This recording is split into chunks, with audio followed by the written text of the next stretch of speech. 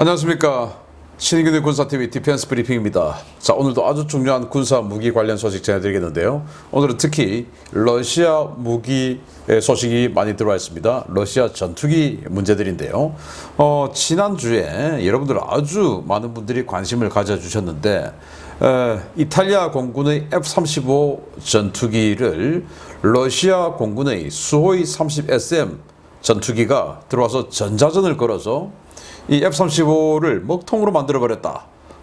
이게 그런 정황이 있다. 라는 제가 동영상을 올려드렸는데 굉장히 많은 관심을 가지셨습니다. 그런데 그 수호이 30SM 그냥 비슷한 같은 동종도 아니고 딱 그 전자전을 걸었던 바로 그 기체가 불과 일주일 사이에 추락해 버렸습니다.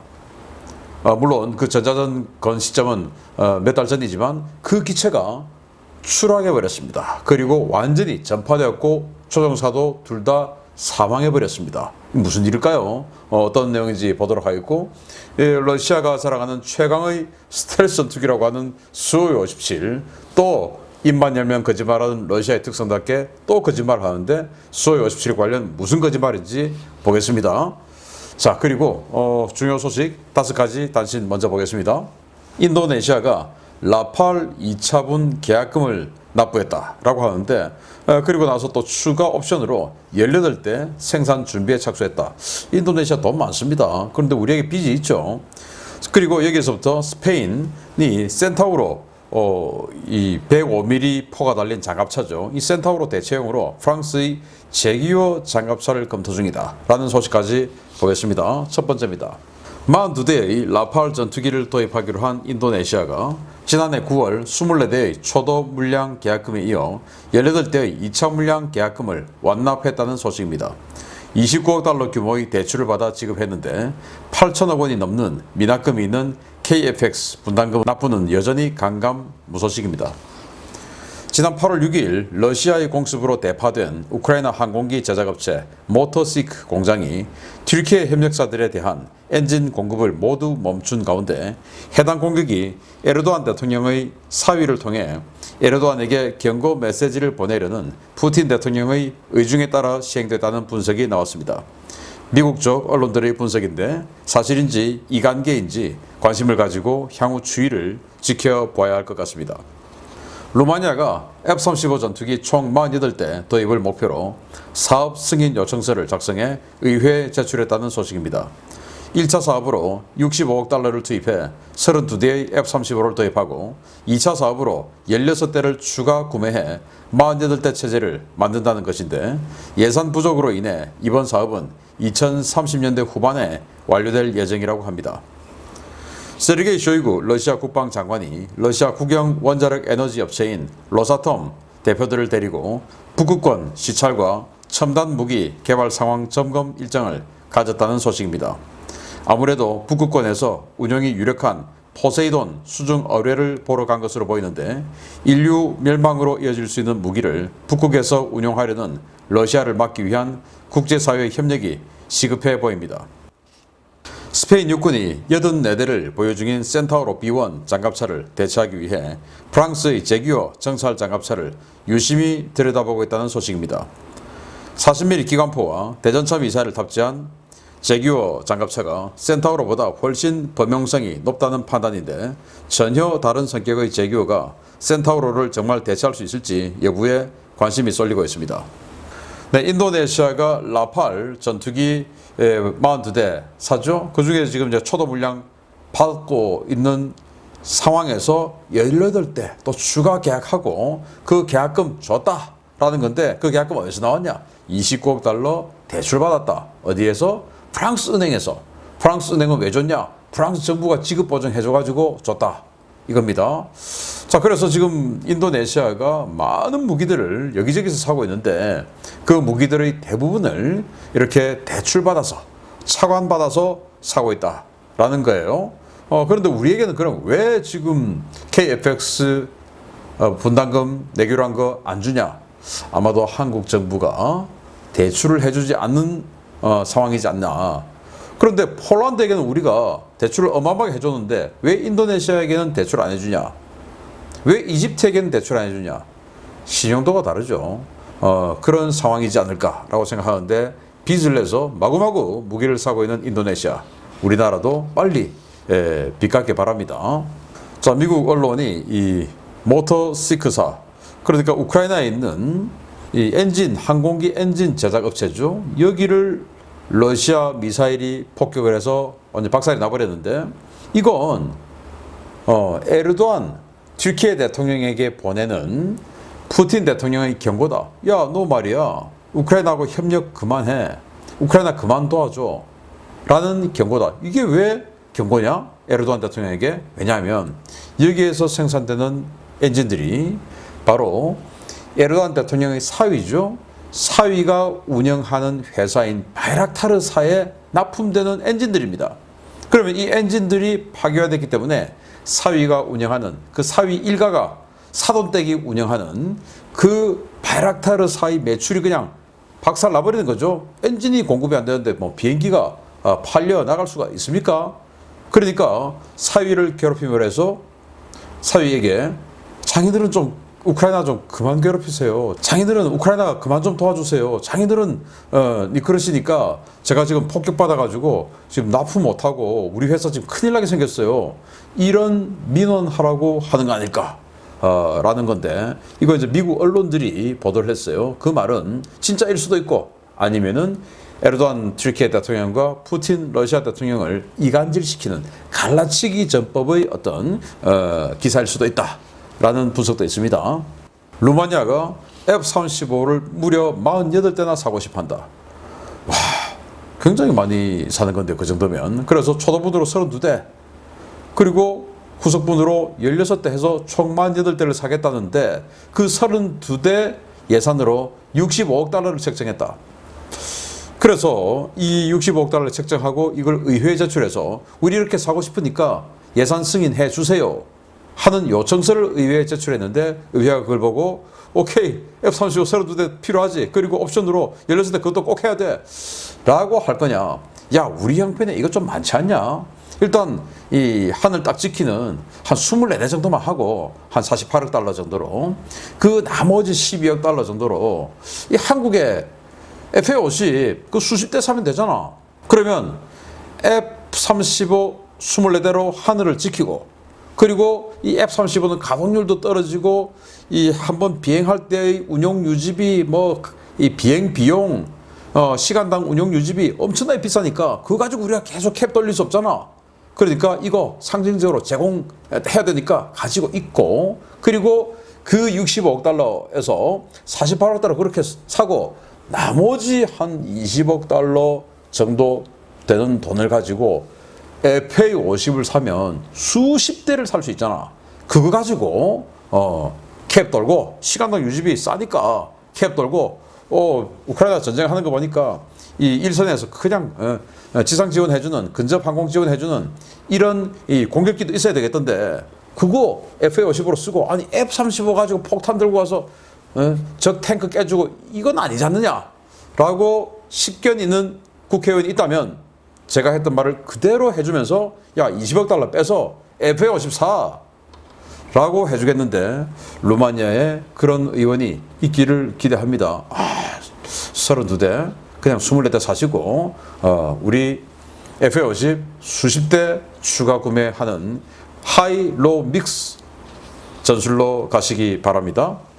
쇼이구 국방장관이 이 로사톰, 그러니까 원자력 관련한 이 회사 대표를 데리고 북극에 방문했어요.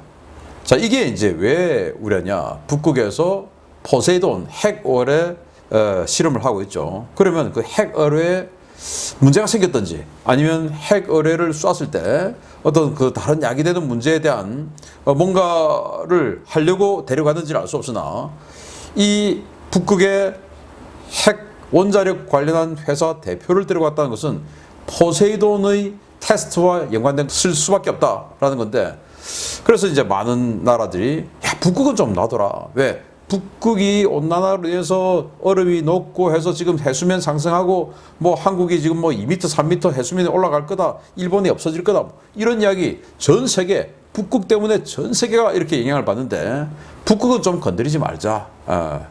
핵으로 만약에 여기서 문제가 생기면 더 큰 인류 재앙이 오지 않느냐. 이 러시아가 그 정도 도덕성을 가지고 있을지 의문스럽기도 하지요. 자, 스페인이 센타우로 장갑차를 가지고 있는데 105mm 전차포를 장착한 장갑차예요. 그리고 이 센타우로 2 버전을 이탈리아는 120mm 전차포를 붙여서 대전차 구축용 장갑차로 씁니다. 그 말은 뭐냐? 장갑차이긴 한데 전차 때리잡는 용도로 쓴다 이 말이거든요. 그런데 스페인은 야, 우리가 지금 센타우로 가지고 있는데 이거 대체해야 되는데 그걸 또 센타우로 120mm 버전으로 하냐?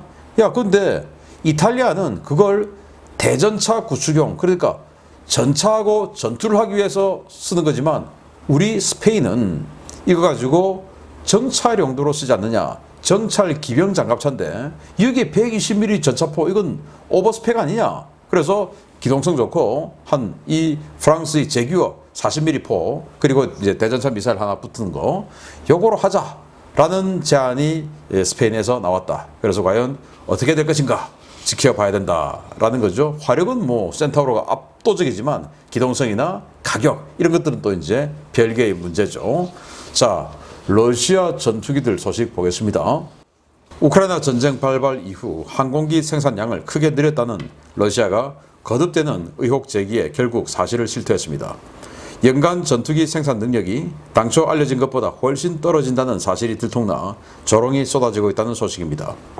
러시아 항공우주군의 현대화를 위해 전투기 생산 속도를 늘려야 한다는 것은 모두가 동의하는 사실이지만 현재의 상황에서는 첨단 전투기를 대량으로 생산하는 것은 불가능하다고 블라디미르 야르타코프 로스텍 제1부사장이 현지 시각 8월 12일 밝혔습니다. 러시아 국영 방산업체인 로스텍에서 항공기 부문을 총괄하는 야르타코프 부사장은 러시아 일간 이즈베스티야와의 인터뷰에서 우리의 목표는 2024년까지 최대 22대의 수유-57을 완성하는 것이라며 현재의 전투기 생산 능력에 대해 밝혔습니다. 야르타코프 부사장에 따르면 현재까지 양산된 수유-57은 10대며 2024년 말까지 22대를 완성하려면 24개월 동안 12대를 더 만들어야 한다는 상황인데요. 이는 러시아 통합항공기 제작공사 UAC의 수유-57 생산 능력이 연간 최대 6대에 불과하다는 것을 의미하는 것입니다. 이즈베스티아는 이러한 숫자가 미국 F-35의 연간 생산량이나 중국 J-20의 연간 생산량에 크게 못 미치는 수준이라고 지적하면서도 전투기 생산이 적게 이루어지는 것은 기존의 엔진과는 차원이 다른 4세대 엔진 개발을 위해 생산량을 조정하고 있기 때문이라고 주장했습니다. 야르타코프 부사장은 현재 탑재된 AL-41 엔진으로도 수유-57은 5세대 전투기의 모든 요건을 충족하고도 남는다 라고 단언하면서도 궁극의 엔진인 이즈델리아 30 엔진이 탑재되면 최강의 5세대 전투기로서 그 위상을 확고하게 굳힐 것이라고 주장했습니다. 수유-57은 지난 2018년 양산 계약이 체결되었지만 5년이 지난 지금까지도 전체 양산 물량이 10대에 불과해 생산 라인에 심각한 문제가 있는 것이 아니냐라는 의혹이 제기되어 왔는데요. 과연 러시아가 공언한 것처럼 수유-57 76대 양산이라는 목표를 채울 수 있을지 벌써부터 의심의 눈초리들이 쏟아지고 있습니다. 수유-57 지금까지 10대 만들었어요. 10대 만들었는데 2024년 말까지 22대를 채우겠다라는 게 목표다. 그런데 목표가 그러면 서울대 가는 것이 목표면 다 서울대 갑니까? 그것도 아니죠. 그러면 2024년 말까지 22대가 안 될 확률이 더 높다. 근데 지금 10대 있는데 24년 말까지 22대로 만든다? 이게 24개월 동안, 그러니까 이제 올해 지금까지 다 포함해서입니다. 12대를 더 만들어야 된다면 1년에 6대가 그들의 희망이다. 그런데 분명히 지난달에는 우리는 작년에, 재작년에 비해서 작년이 항공기 생산을 2배로 늘렸어. 그 정도로 우리는 지금 항공기 잘 만들고 있어. 원활하게 만들고 있어. 라고 했거든요. 그런데 어떻게 이렇게 생산량이 적을까요? 그 말은 원활하지 않다. 그러니까 그때 우리 2배야 했던 것은 저희 예상대로 거짓말이다라는 겁니다. 그리고 이거 사진 보시면 이 수유-57 이제 최신 전투기인데 누가 봐도 이거 매끈하지 않죠. 그런데 우리 한국 또는 뭐 미국, 영국, 독일, 일본 이런 나라들이 만든 전투기, 탱크, 장갑차 이런 것들 이 겉면 보면 또 하다못해 터키가 만든 것도 정말 매끈하게 쫙 되어 있습니다. 그런데 중국, 러시아 이런 나라들이 만든 거 보면 껍데기가 정말 울퉁불퉁. 그 중에서도 러시아는 더 하고요. 자, 이것도 좀 그렇죠. 자, 이게 이스달리아 30 엔진, 그리고 뒤에가 AL-41 엔진 두 개를 지금 붙여놓고 수호이 57에서 테스트하고 있는 모습인데, 자, 이것도 보시면 스텔스 전투기라고 하는 게 무슨 여기 리비아에서 이렇게 지금 많이 보입니까? 시체 말로 나사 그냥 뭐 엄청나게 좀 보이죠. 완전히 그냥 뭐 프랑켄슈타인 꾸며놓은 것처럼 덕지덕지도 붙어 있는데 이게 어떻게 스텔스냐라는 겁니다. 자, 그래서 자기들은 이 AL-41 이 엔진만으로도 충분한데 더 세게 하려고 이스달리아 30을 만들었고, 지금 그래서 생산 속도가 느린 건 순전히 이스달리아 30 이거 개발 때문에 그런 거니까 우리 전체적인 능력을 의심하지는 말아줘 라는 건데요. 문제는 이 이스달리아 30을 개발하고 완성한 게 2017년입니다. 지금 6년 지났죠. 6년 동안 뭐 했습니까? 그 말은 다 거짓말이다 라는 그런 말씀을 드리겠고, 자, 이거 최신 스텔스 전투기인데 어떻게 껍데기가 이런 식으로 난잡한지. 그래서 이 탑건2의 그 매버릭, 그러니까 탐 크루즈가 마지막에 F-14 톰캣 몰고 이란 그 훔쳐가지고, 그리고는 이제 이란의 수호이 57하고 공중전하고 나오는데 그 보면 정말 매끈하죠. 물론 뭐 컴퓨터 CG니까 매끈하겠지만 어쨌든 서방 세계가 만들면 그렇게 매끈합니다. 그런데 그 탑건2가 구현을 잘못한 게, 사실성이 떨어진 게 뭐냐? 바로 그 수호이 57입니다. 너무 매끈해요. 실제는 이렇게 지저분한데 마무리가 안 좋다라는 거죠. 자, 이런데 뭐 이건 수호이 57, 그리고 그들의 러시아의 항공 생산 능력이 뻥이었다라는 걸 말씀드리는 건데, 지난주에 알려드린 이탈리아 F-35를 제밍했던, 그래서 먹통으로 만들었던 그 전투기, 바로 그 전투기가 정말 비참하게 추락해 버렸습니다. 보겠습니다. 최근 F-35 전투기의 전자장비를 먹통으로 만들어 미국과 서방 세계의 간담을 서늘하게 했던 러시아의 수호이 30 SM 전투기가 비행 중 추락해 탑승자가 모두 사망했다는 소식입니다. 전자전 장비는 몰라도 사출 장비 만들 기술은 없는 모양입니다. 칼리닝그라드 지역에서 나토 전투기들에 대응하는 임무를 맡고 있는 러시아 항공우주군의 최신 기체 수호이 30 SM이 8월 12일 기술적 결함으로 인해 추락했다고 러시아 서부 군강국 공보실이 현재 시각 8월 12일 밝혔습니다. 이번 사고는 통상 비행 훈련을 위해 이룩한 수호이 30 SM이 기체 이상을 일으키면서 시작됐는데요. 전투기는 멀쩡하게 비행하다가 갑자기 공중에서 통제력을 잃고 그대로 지상으로 곤두박질 쳤습니다. 러시아 당국은 이번 사고로 2명의 조종사가 사망했다고 밝혔는데요. 사고 당시 촬영된 영상을 보면 조종사들은 사출 시도조차 하지 않고 그대로 지상으로 추락한 것으로 추정됩니다. 사고 기체는 칼리닝그라드에 파견되어 있는 제34 혼성 항공사단 예하의 제4 강습 상공연대 소속으로 지난 5월 발티해 상공에서 이탈리아 공군의 F-35A 전투기에 전자전을 걸었던 바로 그 기체로 알려졌습니다. 당시 수호이 30 SM 전투기는 키비니 전자전 시스템을 탑재하고 F-35A 전투기의 측 후방으로 몰래 접근하는 데 성공해 미국과 나토를 크게 당황시킨 바 있는데요.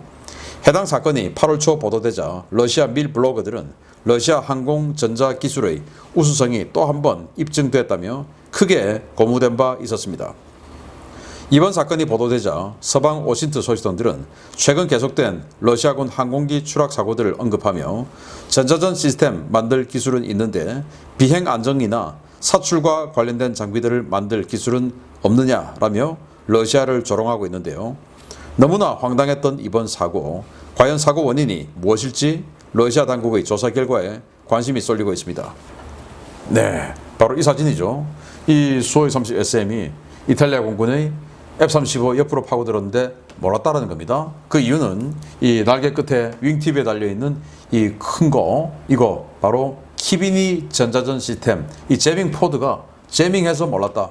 그런데 뭐 F-35는 전방향 이 레이더라도 탐지하고 또 전방향 EOTS 그리고 적외선 장비, 광학 장비 다 가지고 센서 퓨징해서 탐지를 한다는데 못 봤다라는 것은 정말 실화냐라고 생각될 정도로 또 우리 한국 공군도 F-35로 도입한 입장에서 충격적인 사건이었어요. 그런데 이 해당 기체가 바로 이 기체가 이렇게 돼 버렸습니다. 여기입니다. 자, 이거 동영상 한번 보시겠습니다. 쑥 날아가서 바로 꽂혀버리죠. 이 기체입니다. 그래서 이 기체가 결국은 추락해서 이런 식으로 박살이 나버렸어요. 그래서 뭐 이 기체라고 러시아 공보에서는 밝히지 않았으나 이 동유럽권 언론들이 이 기체다라고 한 게 칼리닝그라드에서 소위 30SM이 배치된 건 불과 8대 뿐이고 그 8대 중에서 키비니 전자전 시스템을 장착한 건 한 대뿐인데 그 놈이 바로 이 놈이다 라고 분석을 한 거예요. 그래서 뭐 이걸로 인해서 이 키비니 전자전 시스템이 허접하다라고 하기는 정말 재밍한 게 사실이라면 F-35 재밍한 게 사실이라면 그러기는 안 맞는 거지만 어쨌든 이 사필규정일까요? 아니면 이 정말 전투기의 기본이라고 할 수 있는 이 항공 제어 기술 이 기본은 완전히 그냥 깡통인데 전자전 시스템만 좋은 건가요? 그래서 이 비행제어가 제일 중요한데 플라이 바이 와이어 시스템을 통해서 아주 불안정하게 생긴 이 전투기를 막 꼬꾸라지려고 하는 것을 제대로 딱딱 잡아서 기동성을 더 좋게 만드는 이게 비행제어인데 이걸 제대로 못하고 그냥 꼬꾸라져 버린 건 아닌가. 그리고 꼬꾸라지더라도 조종사를 살리기 위해서 기본이죠. 안전. 사출하면 튀어나와야 되는데 사출도 안 된 건 아닐까. 그래서 기본은 완전히 꽝이고 전자전은 어떻게 또 잘된 이런 건가. 아무튼 러시아 공군이 굉장히 치욕스러운 날이었다. 밝히고 싶지 않았으나 아까 보시다시피 축제를 하고 있는 시민들이 동영상으로 찍어버렸으니까 이걸 인정을 안 할 수가 없는 이런 상황이 된 러시아 공군. 안타깝습니다. 마치겠습니다. 감사합니다.